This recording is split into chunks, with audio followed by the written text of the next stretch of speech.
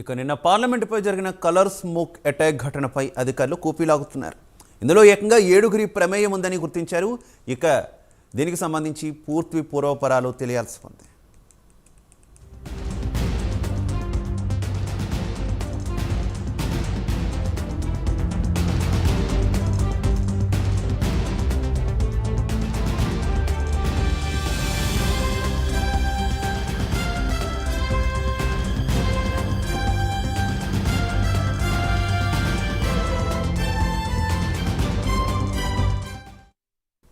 నిన్న పార్లమెంటుపై జరిగిన colour smoke attack ఘటనపై అధికారులు కూపీలాగుతున్నారు.